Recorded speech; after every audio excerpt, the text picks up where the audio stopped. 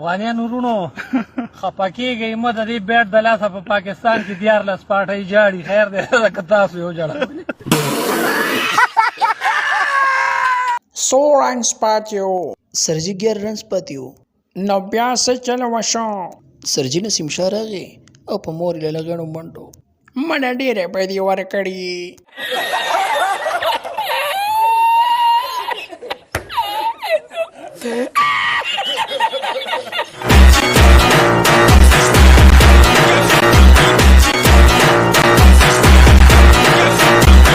پاکستان ټیم ته ډېر ډېر مبارکباد وایم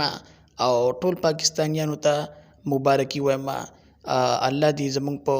ملک کې دغسې خوشحالي راولي افغانانو ته زما یو پیغام دی که زما منئ نو کرکټ له مزه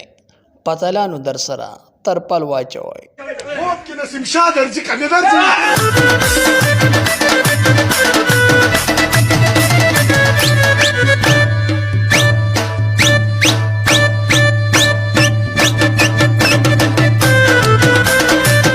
افغانیان میچ ولې بایلي هغې غټه وجه څه ده نمبر 1 اوله وجه خو یې دا ده چې دوی د شاتې نه غوزار کوي دویمه وجه یې دا ده چې دوی د میچ په دوران کې جنگ کوي خبرې سیوا کومه نه دوه خبرې کومه افغانانو دپاره چې افغانانو پاکستان سره رونه شئ پوه شوئ ته دوی دشمني مه کوئ انډیا سره ودرېږئ مه ګوره مخکې ورځو کې ما لیدلي و چې یو کس پکې وي انډیا افغانستان بای بای او ټارګټ پاکستان ته سوچ وکړو کون ہے یہ لوگ کہاں سے آتے ہیں وسکټي ماما